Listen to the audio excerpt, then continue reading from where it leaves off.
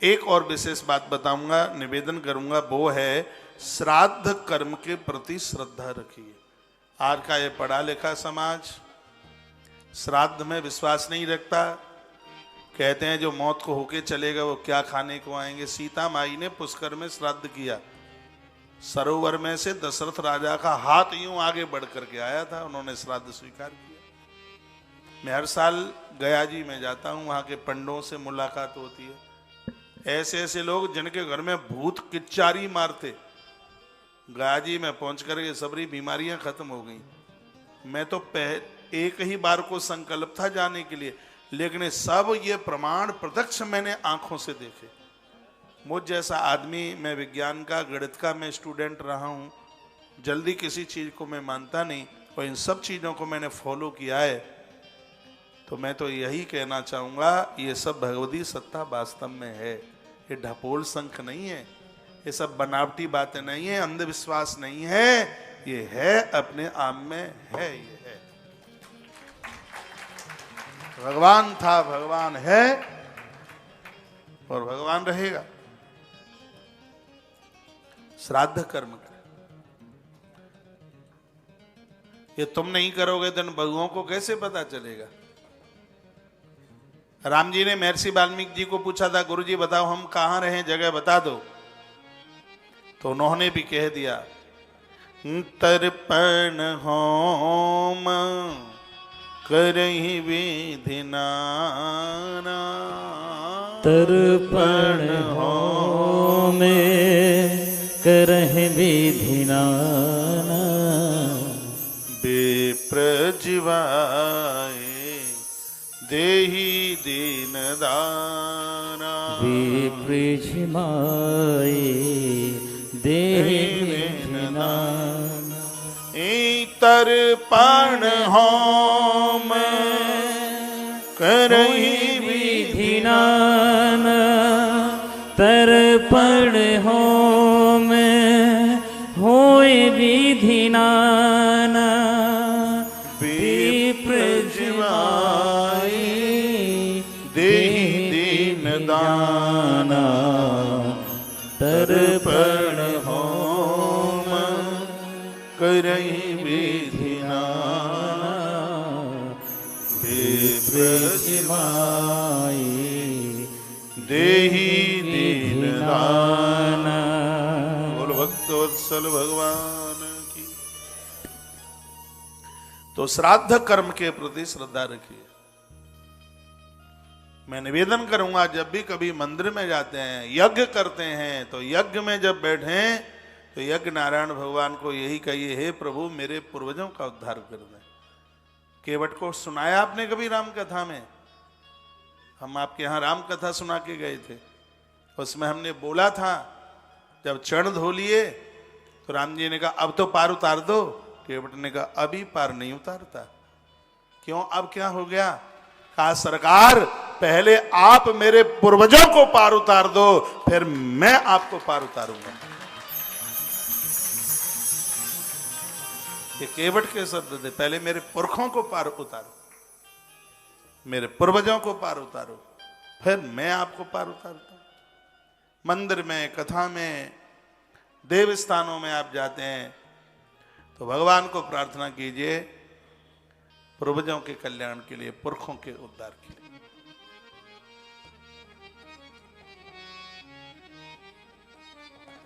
तो ये विशेष कामों में से काम है। भगवान महादेव के सानिध्य में आकर के, देवताओं के सानिध्य में आकर के ये चीजें उपलब्ध न हो तो बेकार है। फिर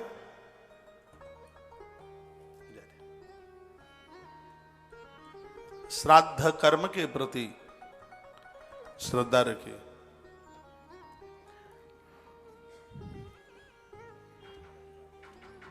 वैसे तो मैंने पूर्व में भी बोला है कि यदि घर में कोई गमी हुई है, किसी की मृत्यु हुई है और जो समय से पहले दुनिया छोड़ के चले गए हैं, और उनके निमित्त तो 1 साल तक हर अमावस्या को या उनकी तिथि में पूरे साल तक ब्राह्मण भोजन हो। ये सब चीजें वो हैं जो तत्काल घर में आनंद देती हैं, सुख देती हैं, शांति देती हैं। ये वो बातें, वो टिप्स हैं। अगली बात मैं निवेदन करना चाहूंगा, तुलसी और सूर्य भगवान को नित्य अर्घ दीजिए। स्त्री पुरुष बच्चे बूढ़े ये सब अधिकारी है इसके लिए। रविवार को तुलसी तोड़ी नहीं जाती, जल फिर भी दिया जाता है। सूर्य देव को अर्घ दीजिए, एक भी दिन मन छोड़िए। तुलसी माता को फेरी लगाइए, परिक्रमा कीजिए। इतनी बड़ी महिमा तुलसी की है, सोमवती अमावस्या को कोई 108 परिक्रमा कर ले तुलसी माँ की, तत्काल उस व्यक्ति को 1.25 मन स्वर्ण दान करने का पुण्य तत्काल प्राप्त हो जाता है। तुलसी वृक्ष न जानिए, तुलसी पेड़ नहीं, ये भगवान की दिव्य सत्ता धरती पर उद्धार करने को आई है। सूर्य भगवान, पूज्य स्वामी विवेकानंद जी महाराज सूर्य नारायण को बहुत मानते थे। चंद्रमा मनसो जातक चचो हो सूर्यो अजायत। मन के देवता चंद्रमा है तो बुद्धि के देवता भगवान सूर्य देव है। सूर्य के सन्मुख जाने से व्यक्ति को किसी भी प्रकार का चर्म रोग नहीं होता, बाह्य बीमारियां नहीं होती, अंदर के विकार पैदा नहीं होते। सूर्य देव वह हैं, हनुमान जी बड़ी श्रद्धा के साथ जिन्हें गुरुदेव के रूप में स्वीकार करते हैं। वो कैसे लोग हैं जो सूर्य देव को वंदन नहीं करते, प्रणाम नहीं करते।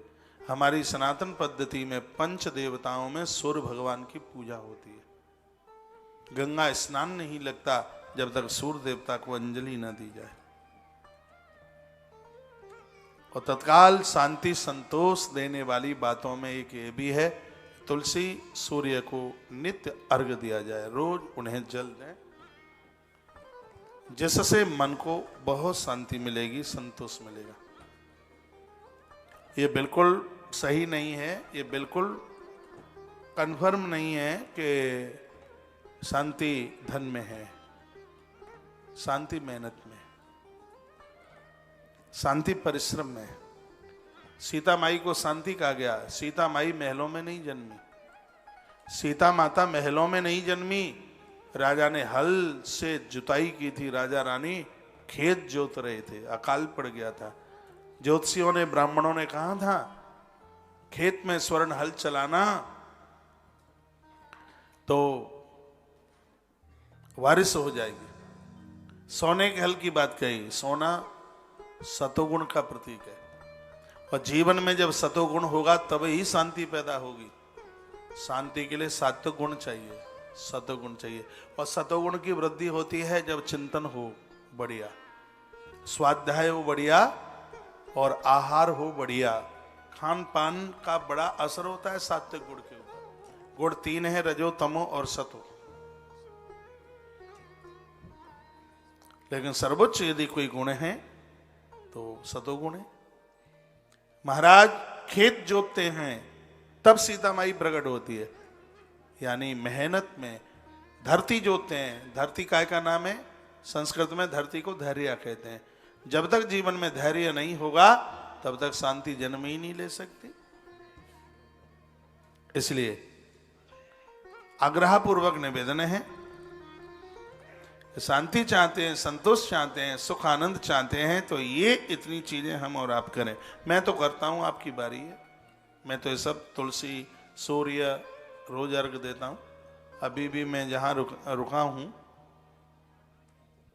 वहां भी मैं अपनी पूजा के बाद एक लोटा भर के लेके जाता हूं छत पर। वहां से मुझे पूरी सोनीपत दिखाई देती है। अर्घ देने के बाद एक निगाह डालता हूं, सब दिखाई देता है। नई नई बिल्डिंगें बन रही हैं, हाँ, बड़ा डेवलपमेंट हो रहा है शहर का, सब दिखता है। सूर्य भगवान दिखाई देते हैं। आप अपने आप को पूछिए, आपने सूर्य देवता को कब से नहीं देखा? धूप सबको चाहिए लेकिन सूर्य किसी को नहीं चाहिए। सूर्य देवता का नित्य दर्शन कीजिए, रोज कीजिए, एक भी दिन मत चूकिए। और अगली बात मैं और निवेदन करूंगा, वो ये है, घर के अज्ञान को मिटाना चाहते हो तो एक दिया सुबह शाम रोज जलाइए।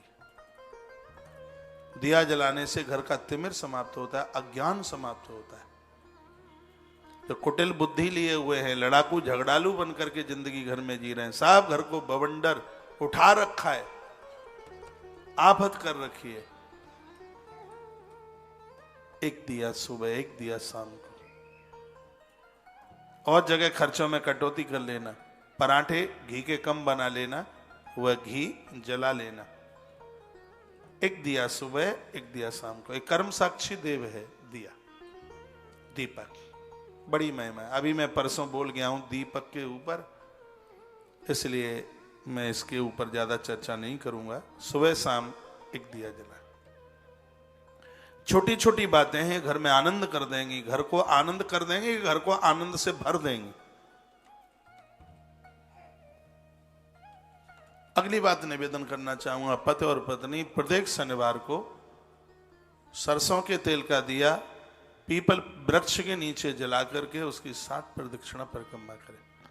अग्नि पुराण में वर्णन है कि पीपल के पत्ते को ऐसे हाथ में घिस करके जो आंख के ऊपर ऐसे लगाता है, मलता है, जीवन में उसको एक तो मोतियाबिंद का रोग नहीं होगा, चेहरे के ऊपर किसी भी प्रकार का, किसी भी तरह का फोड़ा, फुंसी और इत्यादि ये सब चीजें होगा नहीं। उसमें एक इतनी एनर्जी है पीपल में, संपूर्ण तो देवता उसमें वास करते हैं। ये कुछ पेड़ ऐसे हैं जो ऑक्सीजन लेते हैं और ऑक्सीजन ही देते हैं। पीपल के वृक्ष के नीचे लेट बाथरूम मलमूत्र का विसर्जन न करें, लेकिन पीपल के नीचे बैठ करके साधना करने से तो उम्र 1000 साल की भी हो जाए तो कोई इसमें संशय वाली बात नहीं है। आयु बढ़ जाती है, आरोग्यता मिल जाती है, बीमारी समाप्त हो जाती है। ये तो ग्रंथों में मिलता है कि सतयुग जैसे युगों में लोगों की उम्र लाख वर्ष की थी। 66 वर्ष की उम्र में तो महाराज दशरथ का विवाह हुआ था, वाल्मीकि रामायण में लिखा है। वो पुत्र हुआ था। 66 वर्ष की 66,000 वर्ष की उम्र में महाराज दशरथ को पुत्र संतान, चौथे पन पायु सुतचारी, वो बोले ही थे बात। 70,000 साल तो विश्वामित्र ने तपस्या की। जो महात्मा 70,000 वर्ष तप कर रहा है तो उसकी उम्र कितनी होगी फिर? ऐसे बहुत प्रमाण मिलते हैं। रावण की इतनी उम्र थी, उसने 27 युग देखे थे। 27 युग देखे उसने, इतनी उसकी उम्र थी। कलयुग की उम्र 4,32,000 साल, द्वापुर की उससे डबल, त्रेता की कलयुग से 3 गुनी और सतयुग की कलयुग से 4 गुनी। अब ऐसे युग उसने 27 बार देख लिए, 27 युग तक। तो कितना जीवन होता था, कितनी लंबी उम्र होती थी उस टाइम पर। उस समय पर्यावरण था, उस समय वृक्ष थे, मकान नहीं थे, पेड़ थे, श्वासें मिलती थी, ऑक्सीजन पूरी थी। उस जमाने में किसी को टीबी थोड़ी होती थी, इसलिए अस्पताल नहीं होते थे। रोकड़ियां खा खू करके लोग ठीक हो जाते थे। लेकिन इतना हॉस्पिटलों का डेवलपमेंट हुआ, सब कुछ हुआ, तो भी आदमी कीड़े मकोड़ों की तरह जा रहा है। मैं तो निवेदन करूंगा, आप अच्छी अच्छी मंजिलें बनाइए, अच्छे मकान बनाइए, इतनी जगह छोड़िए वहां पर फूल पौधे लगा सकें, कुछ गमले लगा सकें। गमलों के पास, पत्तियों के पास बैठिए, फूल के पेड़ों के पास, वृक्षों के पास बैठिए, हरा भरा लगे, अच्छा लगे, ठीक लगे। ये सब आयु बढ़ाने के स्रोत हैं। मन खुश होता है, बीमारियां तहस नहस हो जाती हैं। पीपल का पेड़, बरगद का वृक्ष, आंवला, नीम, जामुन, ये वृक्ष ऐसे हैं जो आयुवर्धक हैं, ज्ञानवर्धक हैं। ये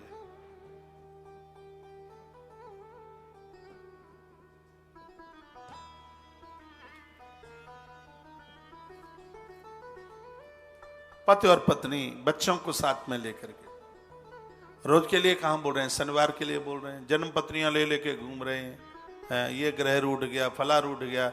11,000 ज्योतिषी को दे दोगे, 10 रुपए का दिया नहीं जला पाओगे, वहां दे दोगे। 11,000 ज्योतिषी को दे दोगे, एक गिलास चाय बना करके, एक कप चाय बनाकर बूढ़े माता पिता को नहीं दे पाओगे।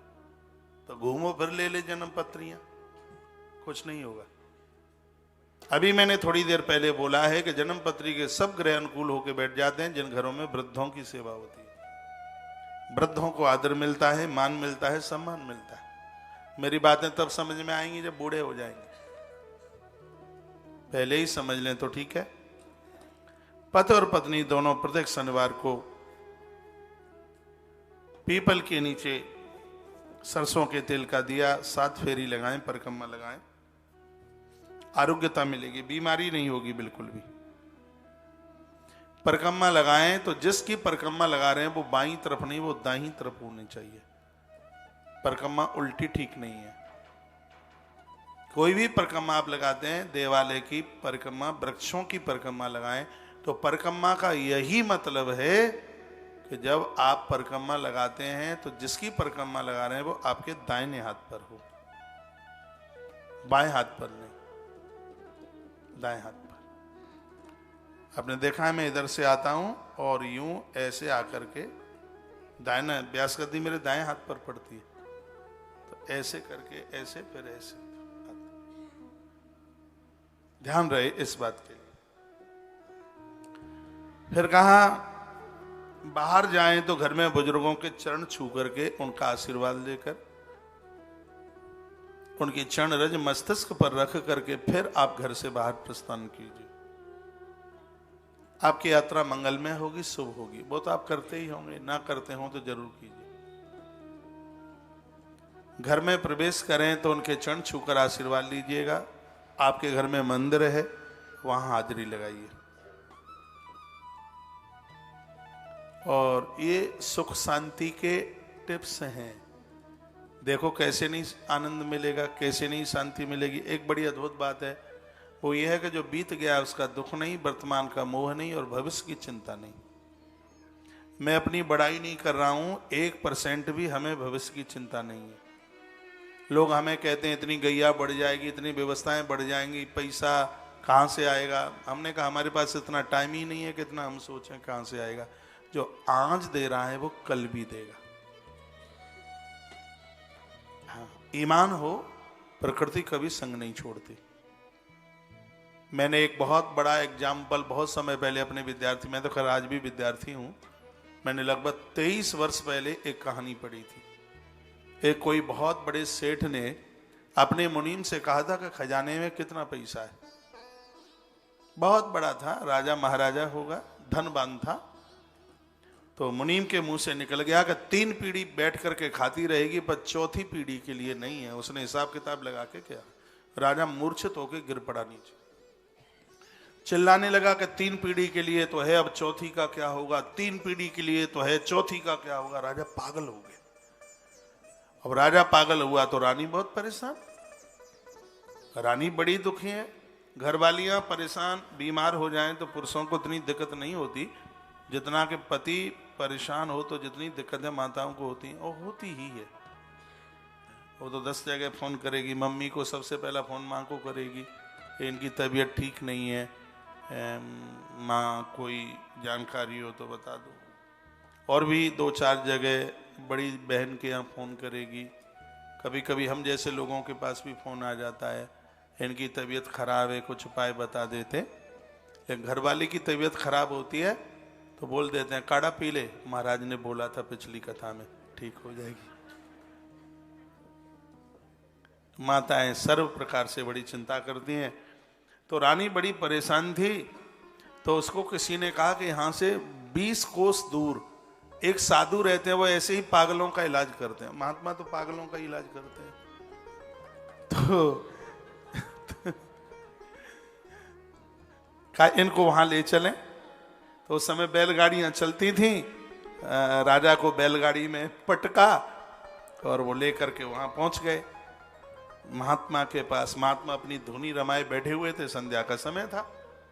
जैसे महारानी और साथ में 50 लोग और आए तो साधु को प्रणाम किया। साधु ने बैठने को कहा और अपने चेले को कहा पहले पानी पिला और फटाफट बहुत जल्दी से इनके लिए भोजन की व्यवस्था करो, देखो रसोई में कुछ है कि नहीं। और राजा तो चिल्ला ही रहा था कि 3 पीढ़ी के लिए तो है, 4थी का क्या होगा, 3 के लिए तो है। तो बीमारी समझ ली महात्मा ने, हाल ही। महात्मा को तो क्या देर लगे, हाल ही समझ ली कि मरीज कैसा है। तो उन्होंने भी उपाय भी वैसा ही किया कि देखो रसोई में कुछ है कि नहीं, ये सब भूखे हैं, भोजन की व्यवस्था करो। तो चेले ने आकर के कहा गुरुजी अभी के लिए तो पर्याप्त है पर सुबह के लिए नहीं है। अभी के लिए तो है पर सुबह के लिए नहीं है। तो देखिए, जब एक कथा शुरू हो जाती है तो थोड़ा डिस्टर्ब होता है। इतनी बड़ी वाली हुंडी बाहर इसलिए रखी है कि आप पीछे से आओ, गौ माता को उसी में समर्पित कर दो, फिर आराम से बेखटका कथा सुनो। कैमरा गिरेगा कि खड़ा रहेगा, कोई टेंशन ही ना रहे। हाँ, फिर तो जहां बैठो वहीं आराम से बैठो। तो महारानी बोली, कहा गुरुजी हम पूरी गाड़ी भर करके लेकर के आए, चावल गेहूं सब कुछ लेके आए, बताओ इनको गाड़ी कहाँ खाली करानी है। महात्मा जी ने कहा हमें जरूरत नहीं है, हमारी रसोई में है। तो रानी ने कहा, चेले ने कहा है आपके ने अभी के लिए है, सुबह के लिए तो है ही नहीं। तो गुरुजी ने कहा जिस परमात्मा ने अभी की व्यवस्था करी है वो सुबह की भी करेगा, हमें काहे की चिंता है। राजा ठीक हो गया, एक ही मिनट में खड़ा हो गया, लंबा होके लेट गया, कहा जय हो गुरुजी, तुम्हें सुबह की चिंता नहीं है और मुझे 4 पीढ़ी आगे की चिंता है। आनंद में जीवन जीना चाहते हो, हम लोगों ने तो ऐसे ही जीवन ढाला है। महीने में करोड़ों के खर्चे हैं सेवा कार्य में, मेहनत है पूरी, कर्म है पूरा, टेंशन रत्ती भर भी नहीं है। ये क्या कोई काम अपने द्वारा हो गए, ईश्वर की प्रेरणा से हुए। हमने तो उसकी प्रेरणा से चालू किए हैं, आगे वो बढ़ा रहा है। ये तो उसने व्यवस्था कर रखी है, किस किस के कान में फूंक मारेगा, कहां से क्या, ये सब उसको पता है उसको। तो हम काहे को चिंता करें फिर।